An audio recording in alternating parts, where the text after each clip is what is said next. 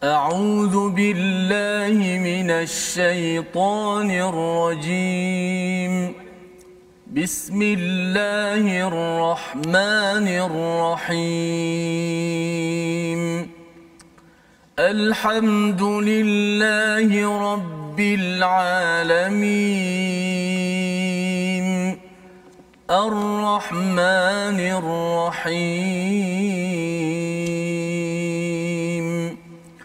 مالك يوم الدين. إياك نعبد وإياك نستعين. اهدنا الصراط المستقيم.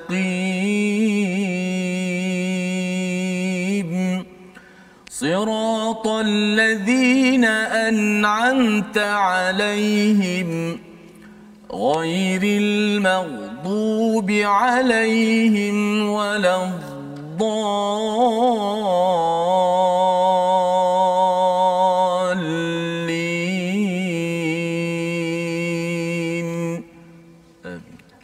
Assalamualaikum warahmatullahi wabarakatuh. Alhamdulillah wassalatu wassalamu ala Rasulillah wa ala alihi wa man wala. Syada la ilaha illallah, syada Muhammadan abduhu wa rasuluh. Allahumma salli ala sayidina Muhammad wa ala alihi wa sahbihi ajma'in. Amma ba'd. Apa khabar tuan-tuan dan puan yang dirahmati Allah sekalian? Kita bersyukur pada Allah Subhanahu Wa Taala pada hari ini kita meneruskan kepada juzuk yang ke-10, juz yang ke-10 daripada surah Al-Anfal, ya, juz yang ke-10 pada Al-Quran ini, untuk kita menyambung kepada perbincangan surah Al-Anfal, surah yang ke-8, surah yang berkait dengan surah At-Taubah, ya, caranya lebih kurang sama, tetapi surah Al-Anfal yang ada 75 ayat, kali ini kita ada baki, ya, 35 ayat lagi pada juz yang ke-10, dan hari ini kita bersama dengan Ustaz Tirmizi Ali. Apa khabar Ustaz? Baik, alhamdulillah. Alhamdulillah Ustaz, ya. Kita bertemu lagi hari ini, insya-Allah kita meneruskan juz ke-10 dah Ustaz, ya. Alhamdulillah. Maksudnya ini 1/3 dah kita lalu Ustaz, ya. Insya-Allah juz yang ke-10, lepas tu tinggal 20 lagi juzuk, lepas tu selesailah Ustaz, ya. Tak tahu macam mana pengakhiran, tapi kita baru 10 untuk kita bersyukur pada Allah Subhanahu Wa Taala, ya, untuk kita terus mendalami kepada cahaya daripada Al-Quran ini sendiri. Jadi pada hari ini kita akan melihat kepada halaman 182, ya, permulaan juz yang ke-10 ini menyambung kepada perbincangan Al-Anfal yang sebelum ini kita sudah pun maklum bahawa salah satu daripada tempat nama Anfal ini pada ayat pertama, tetapi jawapan kepada Anfal iaitu harta ghanimah ataupun Anfal yang diberikan, dia ada 5 istilah Ustaz, ya. Ada 5 istilah tentang Anfal ini, iaitu ataupun harta rampasan ini. Yang pertama ghanimah, yang kedua adalah al-fa'i, ya, fai'u, dan yang ketiga anfal, yang keempat as-salbu, dan yang kelima adalah as-saffu, ya. Al-ghanimah ini menurut syarak ialah harta rampasan yang diambil oleh kaum muslimin dari musuh, terdiri dari barang-barang kekayaan mereka. Ghanimah ni umumlah. Al-fai'u iaitu penyerahan, ya, negeri, segala-gala apa yang dipunyai oleh musuh apabila diserahkan. Kalau ghanimah itu dalam peperangan. Al-anfal, harta rampasan yang diberikan oleh imam kepada pejuang sebagai tambahan daripada harta yang telah dibahagi-bahagikan. Dapat ghanimah, anfal dapat lagi lebih, ya. As-salbu iaitu apa yang dirampas daripada badan musuh, ya, yang telah dibunuh. Maksudnya ketika musuh ada pedang ke, perisai ke apa ke, diambil daripada badan musuh, itu namanya as-salbu. Dan as-safu iaitu barang rampasan yang dipilih oleh ketua perang. Dia pilih dahulu apa yang dia nak sebelum dia bagi kepada orang ramai. Jadi ada 5 istilah, dan kita sudah bertemu pada ayat pertama Al-Anfal. Kali ini kita akan bertemu dengan ghanimah secara umum, apakah peraturannya. Jadi kita lihat sinopsis pada kali ini, iaitu pada ayat 41, tata cara pembahagian harta rampasan perang, iaitu ghanimah, ya. Berbeza dengan anfal tadi, ya. Anfal tu apabila kita dah beri Ustaz, ya, itu namanya anfal. Jadi spesifik istilah dia dalam Al-Quran ataupun bahasa Arab ini. Yang keduanya ataupun ayat 42 hingga 44, jumlah orang beriman yang ramai dalam pandangan kaum musyrikin dan sedikitnya jumlah kaum musyrikin dalam pandangan orang beriman, ya. Jadi ini yang kita akan lihat apa hakikatnya. Walaupun orang beriman nampak ramai itu, tapi sebenarnya orang musyrik masih lihat lagi mereka ini boleh dikotak-katikkan, ya. Nanti kita akan tengok ayatnya. Ayat 45 kita akan berbincang bagaimana ketika berjuang, berperang, perlu kuat, dan cara kuat itu salah satunya dengan perbanyakkan zikir kepada Allah ketika bertempur. Ini adalah kandungan daripada halaman 182 yang kita ingin mulakan dahulu dengan 3 ayat 41, 42, 43 bersama Ustaz Tirmizi. Silakan Ustaz. Terima kasih Fadhil Ustaz Fazrul yang saya muliakan, dan juga sahabat-sahabat Al-Quran yang saya hormati sekalian. Kita masuk juzuk yang ke 10 ya, nak menghafal dah 1/3 daripada Al-Quran. Subhanallah. Dan ada perkataan ghanimah, ghanimtum ya. Mungkin satu perkataan yang selalu kita dengar, apa tu ghanimah. Satu benda yang orang kata apa, dia sudut maksud secara asalnya macam satu benda yang direbut-rebut lah sah. Tapi mungkin ada sesuatu insya-Allah untuk kita belajar pada hari ini, pada perkataan ghanimah ataupun ghanimah. Baik, kita akan baca ayat 41 dan juga ayat 42 hingga ayat 43 sah. Ya. Masyaallah.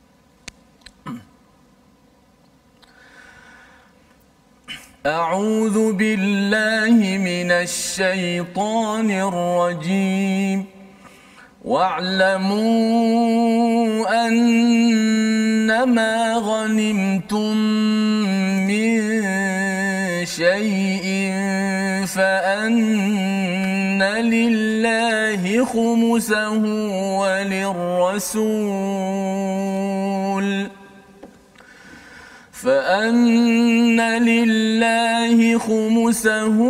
وللرسول ولذي القربى واليتامى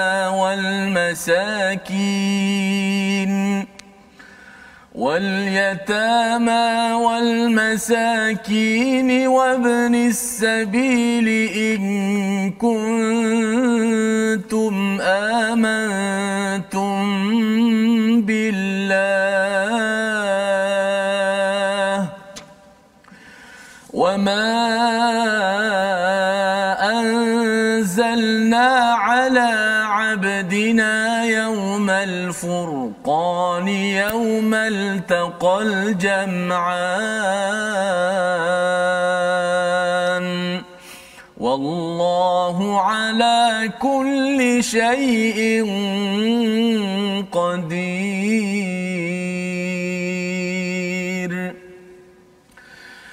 إذ أنتم بالعدوة الدنيا وهم بالعدوة القصوى والركب أسفل منكم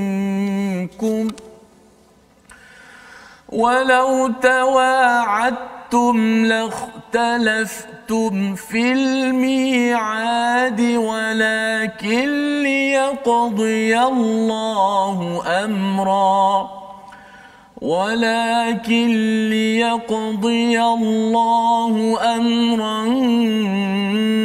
كان مفعولا ليهلك من هلك عن بينة ويحيى من حي عن بينة وإن الله لسميع عليم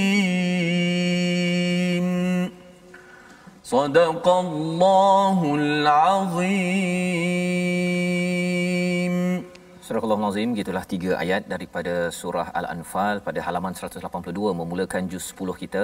Apabila kita sudah pun berbincang ya pada ayat 40 semalam, wa in tawallaw fa'lamu annallaha maulakum ni'mal maula wa ni'man nasir, dan jika mereka berpaling maka ketahuilah bahawa sesungguhnya Allah pelindungmu dan dia adalah sebaik-baik pelindung dan sebaik-baik penolong ya. Jadi apabila kita bercakap tentang istilah maula, ada beza dengan wali ustaz ya. Wali ni adalah macam ayah wali kepada anak perempuannya, itu wali ya. Tapi maula ini ialah yang sentiasa melindungi pada setiap masa.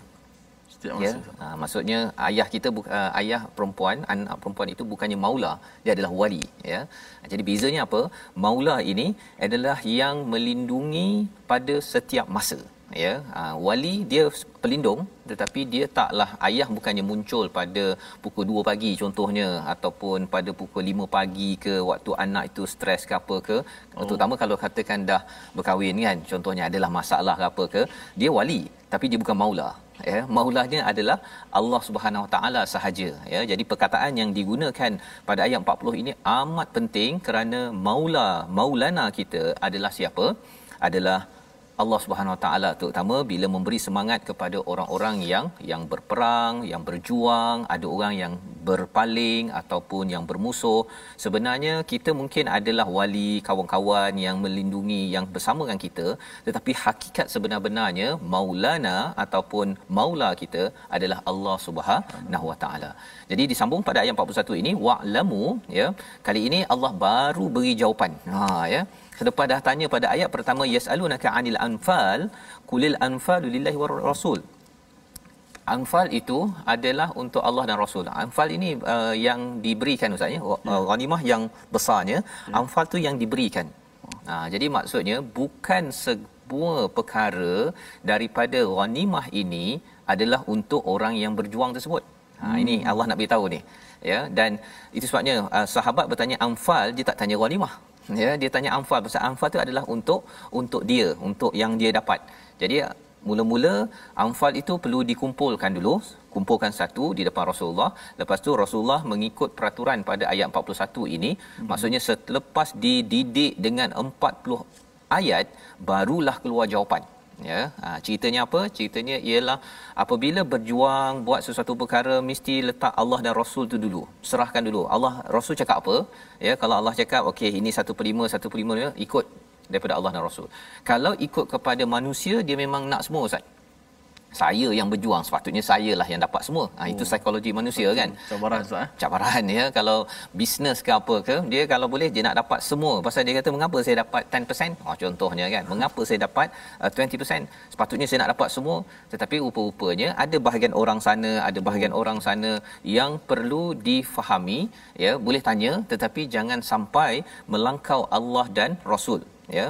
Dan di dalam ayat ini Allah menyatakan jawapan kepada anfal tersebut, wa'lamu annama ghanimtum, dan ketahuilah sesungguhnya segala yang kamu peroleh sebagai rampasan perang, maka 1/5 lillah, ya. 1/5 itu adalah lillah, fa inna lillahi khumusahu, dan walir rasul walizil qurba wal yatama wal masakin wabnis sabil, ya. Jadi kalau kita beri perhatian kepada fa inna lillah ataupun fa anna lillah khumusahu, kita akan tanya sebenarnya Allah perlukan untuk apa? Kan.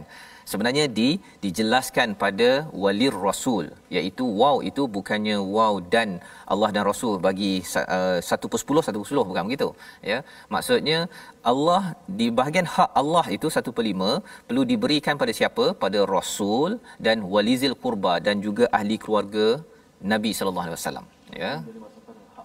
Hak Allah. So, bagi Allah tu ada cara dia lah. Ada caralah, bukannya kita letak hak Allah lepas tu kita ambil balik ke, ataupun kita kata tak apalah kita hak Allah kita bagi pada orang miskin kononnya kan. Tak, dia utamanya pada walir rasul walizil qurba. Ada perkataan lam kat situ. Li rasul lidil qurba. Itu keutamaan. Lepas itu barulah wal yatama, tak ada li kat situ, dan wal maskin ataupun masakin wabni sabil. 3 kumpulan itu selepas Nabi kata bahawa okey saya tak perlukan lagi, baru pergi pada anak yatim, masakin wabni sabil. Tapi kalau ikut sejarah ustaz, ya, Nabi tak ambil banyak pun daripada ghanimah ini, ya, sehingga kan Fatimah pun minta untuk dapat bibi kan, dapat pembantu rumah pun Rasul bagi pilihan sama ada nak bibi ataupun sebenarnya diajarkan zikir kan, nak menunjukkan bahawa Nabi tidak menggunakan ghanimah yang diberikan oleh Allah SWT, tapi untuk sendiri, untuk keluarganya dia ambil sikit sahaja. Ya, subhanallah, ini satu contoh yang besar bagaimana perjuangan Nabi itu amat tinggi ustaz, ya. Dan Nabi serahkan pada siapa? Nabi serahkan pada yatama wal masakin wabni sabil. Habis kan, bagi pada anak yatim, pada orang miskin, kepada orang yang ibnu sabil, iaitu orang yang lemah, yang singgah di negeri muslim, yang perlukan bantuan, ya. Jadi tiga kumpulan ini. In kuntum amantum billah, jika kamu semua beriman kepada Allah SWT. Mengapa ada disclaimer kat situ? Pasal sebenarnya orang-orang yang ada masalah hati ustaz ya, dia tak puas hati kalau katakan 1/5 untuk Allah pula, bagilah sikit pada, bukan bagi sikit, bagilah semua pada kami yang berjuang. Ya. Ini kerana apa? Kerana orang yang tidak beriman, ada masalah iman, dia kalau boleh nak kaut semua. Ini psikologi yang tuan-tuan boleh jumpa dalam bisnes ya, kalau jumpa dalam mana-mana transaksi.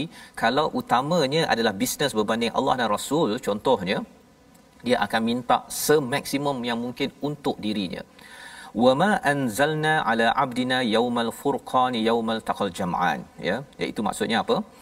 Iaitu jika kamu beriman kepada Allah dan kepada apa yang kami turunkan kepada hamba kami pada hari Furqan, iaitu pada hari bertemunya dua pasukan, Allah Maha berkuasa atas segalanya. Yaumul Furqan ini ada dua ustaz ya. Satu merujuk kepada hari turunnya wahyu ketika 17 Ramadan di Gua Hira. Tapi yang ini pada apa yang diturunkan pada hari Yaumul Furqan pada perang Badar. Ada dua peristiwa lah. Pasal sebenarnya perang Badar bukan sekadar satu perang. Dia sebenarnya bukan perang pun awalnya kan, dia bawa pelepah 313 orang itu datang nak pergi ambil balik harta mereka daripada Mekah yang diambil oleh orang-orang musyrik. Tapi akhirnya berperang. Nanti kita baca selepas ini. Tapi nak ceritanya apa? Orang yang beriman pada Allah dan juga apa yang telah kami turunkan ala abdina yaumal furqan, apa yang diturunkan kepada Nabi adalah Al-Quran. Al-Quran itu adalah hari Al-Furqan, hari membezakan hak dan yang batil. Badar adalah masa untuk menjelaskan siapa bersama Allah, siapa yang bukan bersama Allah. Yaumul Furqan membezakan yang hak dan yang batil. Pasal waktu ini special. Siapa menang itu tandanya memang dia bersama Allah, bantu dia. Siapa yang kalah maka itu tandanya dia dilaknat ataupun tidak disukai oleh Allah Subhanahu Wa Taala. Itu sebabnya dua kumpulan itu yaumal taqal jam'an wallahu ala kulli syai'in qadir. Allah berkuasa atas tiap-tiap sesuatu. Jadi kalau Allah berkuasa atas tiap-tiap sesuatu, yang menang itu tanda Allah bersama dengannya. Hanya pada perang Badar saja. Lepas itu Allah bagi peluang untuk kalah ustaz ya, bagi peluang untuk kalah. Pasal sebenarnya pada waktu itu bercampur-campur ya, tentera yang ada yang bergaduhnya apa sebagainya. So itu menyebabkan punca kekalahan yang kita belajar di dalam surah Al-Anfal ini sendiri. Jadi pada ayat yang ke-42 ya, 42, id antum bil udwati, ketika kamu berada di pinggir lembah yang dekat dan mereka berada di lembah yang jauh, sedangkan kafilah itu berada lebih rendah daripada kamu, dia berada di asfala minkum ya. Jadi walau tawa'attum lakhtalaftum fil mi'ad ya, iaitu sekiranya kamu mengadakan persetujuan untuk menentukan hari pertemuan, nescaya kamu berbeza pendapat dalam menentukan hari pertempuran itu. Ceritanya Badar ini ialah mereka terjumpa ustaz ya, dan akhirnya berperang. Mereka tak bercadang untuk berperang pun ya. Jadi kalaulah katakan orang Islam nak berperang pada waktu itu, dah janji dah yang musyrik Mekah dan juga di Madinah ni nak berjumpa, kalau mereka berjanji tawa'atum lakhtalaftum ya fil mi'ad, mereka mesti kata tak payahlah kot kan, kita tak payahlah, yang muslim tak jadi ke, yang musyrik tak jadi ke, akhirnya tak berperang. Tapi apa yang Allah cakap, walakin, tetapi liyaqdiyallahu amrak kana maf'ula. Maf'ula ni maksudnya kalau dalam bahasa Arab lama ustaz ya, yang asal maksudnya dan deal. Lebih kurang gitulah. Ini memang dah Allah maf'ula, maf'ul. Memang dah pasti terjadi, telah liyaqdiyallahu amra, ketetapan ini Allah dah untuk menghancurkan siapa? Halaka an bayyinah. Ya, siapa yang tetap kafir daripada bayyinah, dan Allah nak menghidupkan siapa yang tetap hidup bersama bayyinah, iaitu Al-Quran itu sendiri. Jadi ini memang masa yang Allah tentukan, Allah yang susun. Segala perkara memang Allah susun lah. Tapi kadang-kadang kita susun tak jadi ustaz. Kadang-kadang kita janji A dengan seseorang tak jadi-jadi. Tapi bila nak jadi tersebut, itu namanya qada Allah Subhanahu Wa Taala jadi. Yang penting ialah apa? Orang yang sentiasa berdoa, beriman, Allah akan susunkan untuk dihidupkan, berjaya. Kalau katakan perkara yang rosak, Allah akan hancurkan perancangan tersebut. Wa innallaha lasami'un alim, dan sesungguhnya Allah ini amat mendengar, amat mengetahui. Saya nak bawakan perhatian kepada istilah sami'un alim, pasal dalam Quran ustaz ya ada as-sami'ul alim, ada alif lam. Kat sini tidak ada alif lam. La sami Ya, la sami'un alim. Lam itu taukid, penegasan. Tapi sami'un alim ini dia nakirah ataupun indefinite bahasa Inggerisnya. Ya, tidak ada alif lam, ya. Apa maksudnya? Salah satu daripada pelajaran yang boleh kita ambil, kalau kita jumpa as-sami'ul alim, dia khusus, Ustaz. Khusus pada sesuatu perkara yang Allah memang amat mendengar pada perkara tersebut. Tapi bila sami'un alim, ya, sami'un alim, kita dah belajar dalam surah Al-A'raf pada halaman yang terakhir, iaitu apa? Maksudnya Allah ni amat mendengar segala-galanya, tidak bertepian, ya. Jadi Allah tahu sebenarnya orang musyrik Mekah sedang merancang, yang orang Islam ni pun sedang merancang. Yang orang Islam ni pun mungkin jadi tak jadi, yang sana pun jadi tak jadi. Allah tahu. Allah tahu.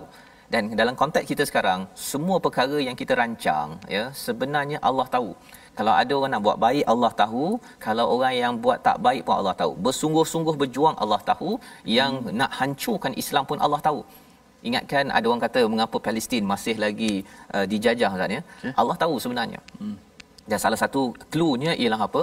Kalau umat Islam kembali beriman kepada Allah Subhanahu Wa Taala, maka wayahya min hayya am bayyinah. Allah akan hidupkan kepada orang yang menghidupkan bayyinah ini, bukan sekadar orang Palestin tetapi orang Islam seluruhnya baru dapat kemenangan tersebut. Itu formula kemenangan yang ada dalam surah Al-Anfal. Jadi membawa kepada perkataan pilihan kita pada hari ini, sama-sama kita lihat. Jama'a, berkumpul, 129 kali disebut di dalam Al-Quran, dan pada ayat 41 Allah menceritakan yaumal taqal jam'an, dua pasukan bertemu pada 2 Hijrah, iaitu pada bulan Ramadan. Pada waktu itulah yang bersama Bayyinah, bersama Quran betul-betul diberikan diberikan kemenangan. Tetapi yang jauh daripada Bayyinah, yang ingin menghancurkan Bayyinah, menghancurkan Quran, dia dihancurkan oleh Allah Subhanahu Wa Taala. Itu formula penting untuk kita menang di akhir zaman ini. Kita berehat sebentar, kita kembali semula dalam My Quran Time, baca faham amal, insya-Allah.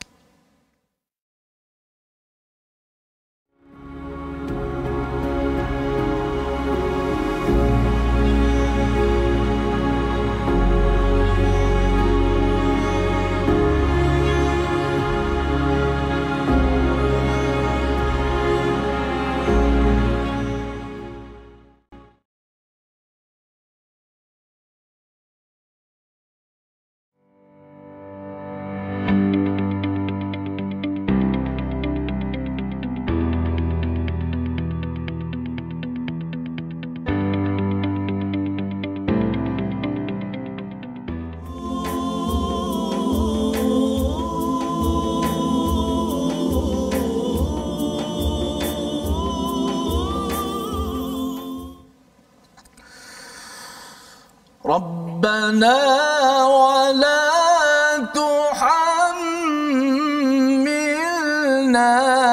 ما لا طاقة لنا به واعف عنا واغفر لنا وارحمنا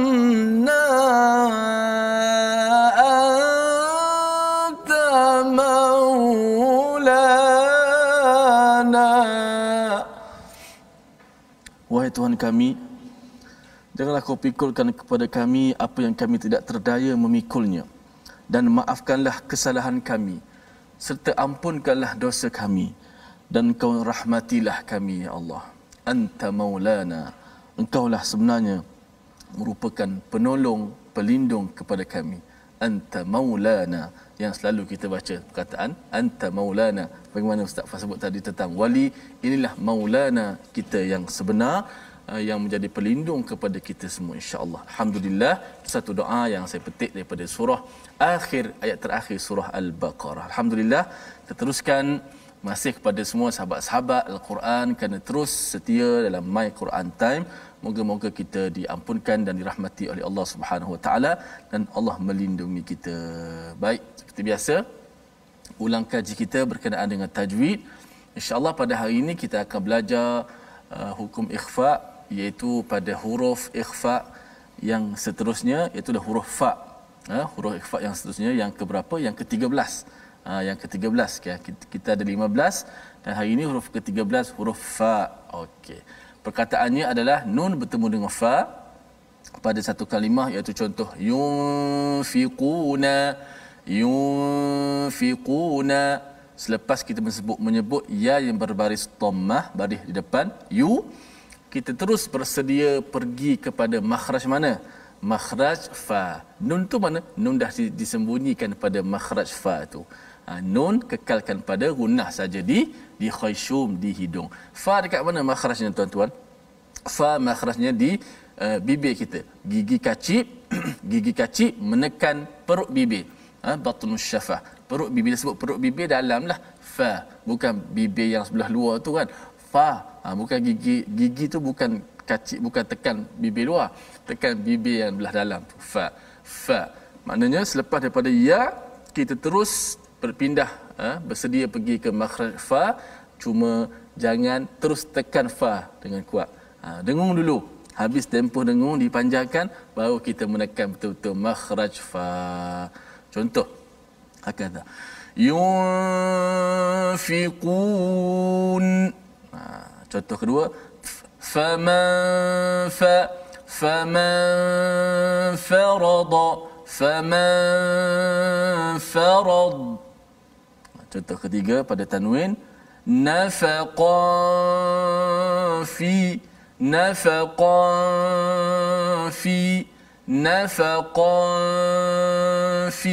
Itulah contoh ikhfa hakiki, nun bertemu dengan huruf ikhfa yang ke-13, itu huruf fa. Selamat kita mencuba dan beramal insya-Allah. Baik, terima kasih ucapkan pada Ustaz Tirmizi berkongsi pada hari ini ikhfa untuk bertemu dengan huruf fa, Ustaz ya. Fa, dan insya-Allah kita ada 2 hari lagi kemudian kita selesailah ya dengan ikhfa, dan kita akan maju lagi ke hadapan dengan huruf ataupun hukum tajwid yang seterusnya. Kita ingin teruskan bagaimana perjalanan kita dalam perang Badar ini.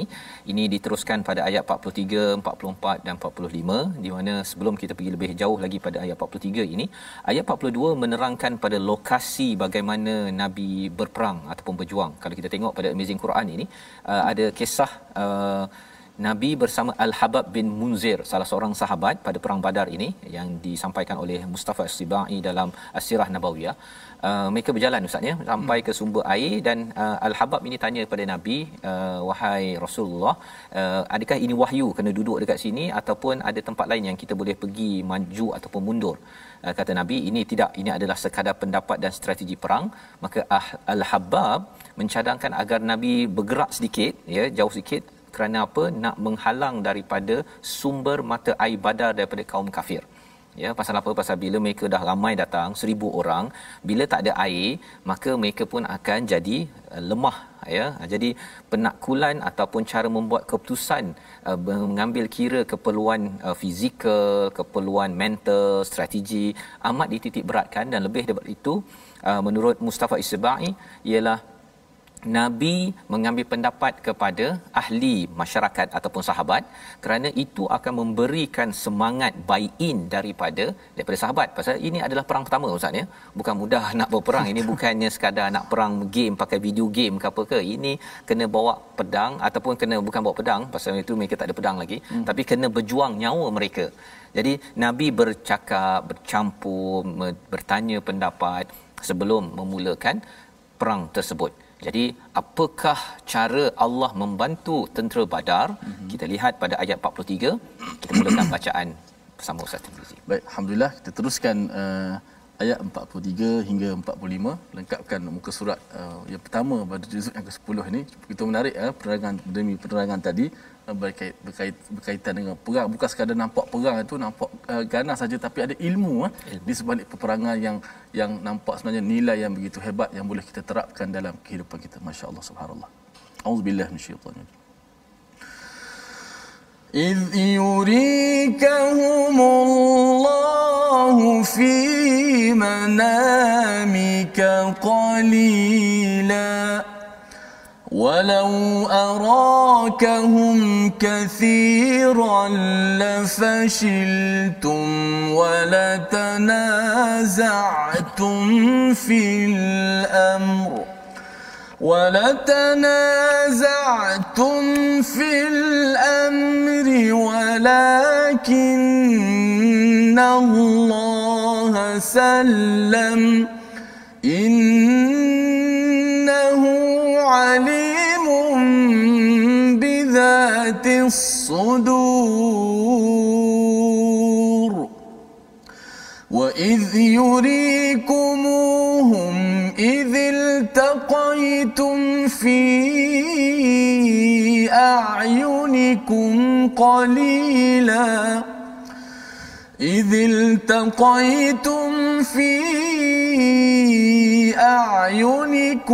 قَلِيلًا وَيُقَلِّلُكُمْ فِي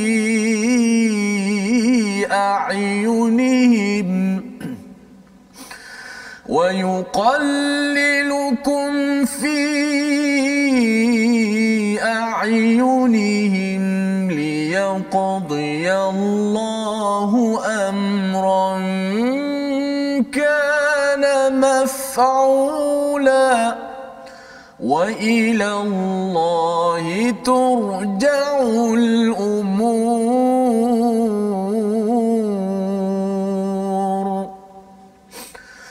يَا أَيُّهَا الَّذِينَ آمَنُوا إِذَا لَقِيتُمْ فِئَةً فَاثْبُتُوا وَاذْكُرُوا اللَّهَ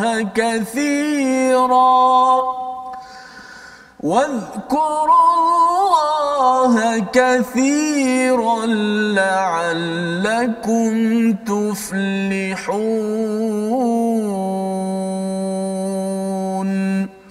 Sadaqallahul azim. Surahul Azim, ini adalah 3 ayat menyambung kepada bagaimana ya pada strategi yang dilakukan oleh Nabi sallallahu alaihi wasallam ya pada ayat 42 itu bersama sahabat.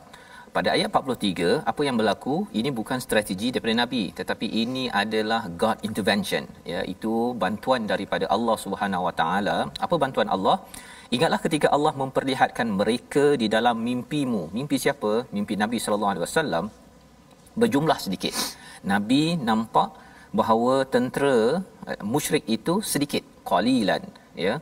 Ada yang berbincang Ustaz ni, qalilan itu jumlah, ada yang kata dari segi kekuatannya ramai orang, tetapi dari segi bersatu orang-orang musyrik itu dinampakkan dalam mimpi Nabi ini sebagai tidak berkualiti. Bergaduhnya tak bersatu, tidak berdisiplin, itu pun dikira sebagai qalilan ya. Ada 2 maksud di situ. Walau arakahum, jikalah kami menampakkannya ya kathira, banyak, sama ada banyak kuantiti ataupun banyak dari segi kualiti ya. Dalam tentera biasanya dikaitkan dengan kualiti ya, kalau boleh kuantiti dan kualiti, jumlah kena banyak dan kalau boleh disiplinnya amat kuat. La fashiltum, pasti kamu akan rasa lemah, akan rasa takut. Wala tanaza'tum fil amr, dan pasti kamu akan berselisih pada urusan itu. Maksudnya nanti orang Islam akan bergaduh ke, ataupun rasa tak payahlah kita kan, ataupun Nabi pun rasa tak apalah kita tengoklah keadaan macam mana, dia akan rasa tidak bersemangat pada perkara itu. Siapa yang bantu perkara ini? Allah Subhanahu taala. Allah datangkan dalam bentuk mimpi, dan ini penting dalam kehidupan kita bahawa God intervention amat penting untuk memberi semangat kepada kita dalam berjuang. Satu, pada puncaknya perang, tetapi kalau konteks kita seharian Ustaz ya, bila Allah beri semangat kepada saya, beri semangat pada ustaz, kita semangat lebih sikitlah untuk Quran time kan. Tapi kalau Allah tak bantu semangat itu, di tengah-tengah dah juz ke-10 ini boleh tahan Ustaz kan, persediaannya apa sebagainya, kita boleh saja lemah semangat. La fashiltum, sebagaimana yang dinyatakan pada ayat 43, walakinnallaha sallam ya, iaitu apa? Tetapi Allah lah yang mensejahterakan, yang menyelamatkan umat Islam agar tidak terpecah ya, bergabung cantik pada 313 orang tersebut pada Ramadan. Ini waktu bulan Ramadan tuan-tuan. Kita dah tak lama lagi akan menghadapi Ramadan Ustaz ya. Insya-Allah. Bulan Ramadan bukannya bulan banyak tidur dan makin lembab kan. Tetapi ia adalah bulan perjuangan kalau kita melihat kepada surah Al-Anfal ini. Innahu alimun bidzatis sudur. Allah amat mengetahui apa yang ada pada hati, kerana hati kita ada 4 lapis. Yang pertama itu sadar, sudur, yang kedua qalb, yang ketiga adalah fuad, dan yang keempat adalah luba. Jadi sudur, sadar ini tempat was-was akan ditiupkan oleh syaitan. Sehingga kan di situlah kita rasa takutnya, kita rasa macam tak yakin. Semua perkara itu ada pada setiap orang. Tetapi Allah tahu dan Allah mencampakkan salam, Allah mensejahterakan di kalangan orang Islam. Baik, itu bagaimana Allah bantu Nabi dan juga Allah bantu pada umat Islam.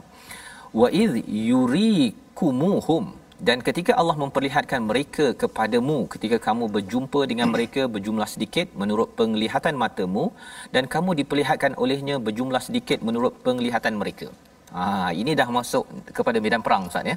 Maksudnya tadi kalau ayat 43 ini sebelum perang. Sebelum perang kena ada side war istilahnya, untuk perang pemikiran ya, sama ada makin bersemangat ataupun makin lemah semangat. Itu biasa dibuat oleh tentera-tentera ya pada ATM yang bertugas. Ini antara perkara yang penting. Panglima perang dia akan beri ceramah, bagi semangat. Baik, bila sudah masuk, apa yang berlaku? Allah memperlihatkan mereka kepadamu ketika kamu berjumpa dengan mereka jumlah sedikit. Sekali lagi Allah bantu. Nampak walaupun 1000 orang nampak macam tak berapa ramai sangat. Ya, dan bagi orang yang bukan Islam, musyrik itu juga dia nampak sikit kepada orang Islam. Apa kesannya?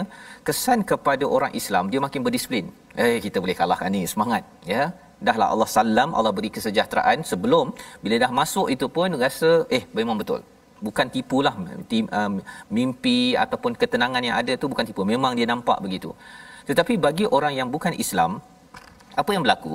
Bila mereka nampak bahawa umat Islam ni sikit sangat, dia kata, kalau kita tak payah semua pergi pun kalahnya, kacang je, lebih kurang gitulah ya. Maka kesannya apa? Mereka jadi tidak berdisiplin, dan itulah Allah nyatakan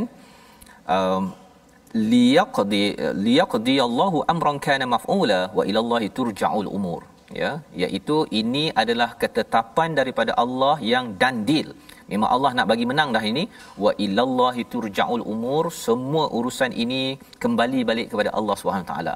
Nak jumpakan berperang, ini juga liyaqdi Allah, ditentukan oleh Allah. Nak bagi orang ini nampak sikit agar tidak berdisiplin, anggap kacang, tak payahlah kita buat betul-betul. Itu juga adalah ketentuan daripada Allah Subhanahu wa taala. Apa pelajaran penting daripada perkara ini tuan-tuan? Bahawa sebenarnya kemenangan kita dalam hidup ini, kemenangan tentera Islam pada waktu ini bukanlah kerana tentera Islam pun ya, yang kuat sangat, tetapi kerana Allah yang maha kuat. Innallaha wallahu ala kulli syai'in qadir, pada ayat 41 itu Allah boleh bagi orang ini takut, orang ini semangat, orang ini nak berjumpa. Semua perkara itu adalah ketentuan Allah. Dan kalau kita fikir-fikirkan tentang COVID-19, sebenarnya sudah tentu ia juga ketentuan Allah untuk menjadikan kita ini makin hidup hati kita dengan Quran, ataupun makin jauh lagi bagi setengah orang inilah masa untuk dia merintih, dia komen, dia makin jauh daripada solat, makin jauh daripada Quran kerana tension dengan keadaan yang berlaku. Kita tidak mahu jadi yang kedua, kita mahu jadi yang pertama. Jadi di hujung itu ayat 45 Allah mengingatkan kembali kepada orang beriman, mereka sudah okey, dah menang dah ni ya, tetapi ada peringatan penting pada ayat 45. Kita baca sekali lagi. Okey. Masa Ustaz, kita baca balik ayat 45, satu penegasan yang begitu hebat daripada Allah Subhanahu wa taala. Pengajaran untuk kita semua insya-Allah. Auzubillahi minasyaitanir rajim. Ya ayyuhalladzina amanu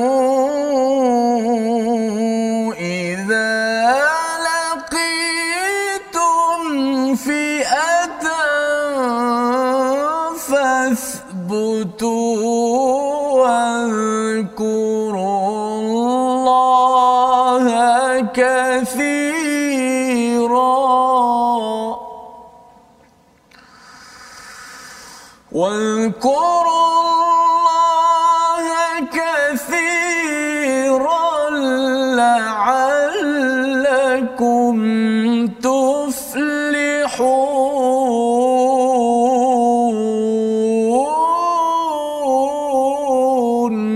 صدق الله العظيم. Wahai orang-orang yang beriman, apabila kamu bertemu pasukan musuh, maka berteguh hatilah dan sebutlah nama Allah banyak-banyak, berzikir dan berdoa agar kamu beruntung. Jadi di sini Allah mengingatkan pada orang beriman dua perkara. Bila berjumpa dengan musuh, fathbutu, mestilah teguhkan pendirian dalam hati, wadhkurullaha katsira, banyakkan mengingat Allah Subhanahu wa taala agar kamu berjaya. Ini bukankah dah berjaya kan? Sebenarnya ini adalah satu peringatan kepada moving forward. Ya, nak bergerak ke depan, pasal di depannya ada apa? Perang Uhud. Itulah yang kita akan lihat pada hari esok. Nanti kita akan tengok rupa-rupanya transisi kepada analisis Uhud pula. Sebenarnya Uhud kita agak tak berapa menang sangat, ya, kerana ada salah satu ini tak kena, iaitu ada sebahagiannya awal-awal lagi ingat nak balik 300 orang daripada munafik nak patah balik. Tapi ada juga yang ke atas bukit itu dia ingat kepada kat bawah ada anfal. Ghanimah ya, bukan anfal lagi. Anfal ni dah diberikan oleh ketua. Ghanimah ini dia rasa macam dia nak ambil dahulu, ya. Dan itu menyebabkan tidak berjaya. Jadi formula pada ayat 45 ini amat penting di tengah-tengah surah Al-Anfal, ya, sebelum kita masuk kepada peristiwa Uhud pada hari esok. Jadi hari ini kita bincang pasal Badar yang membawa kepada situasi kefahaman muka surat 182. Kita saksikan. Itu dia. Kita melihat dialog, ya, semua harta rampasan ialah 1/5 untuk Allah. Jangan rasa kedekut ke, jangan kacau, ya.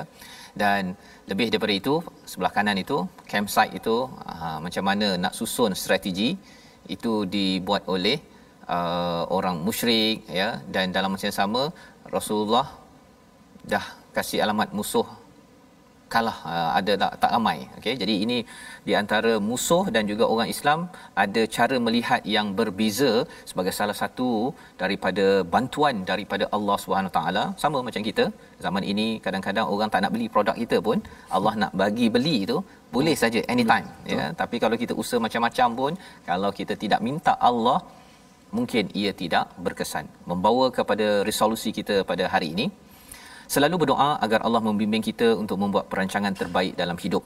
Ini yang kita belajar, bahawa sebenarnya Allah yang qada ataupun menentukan.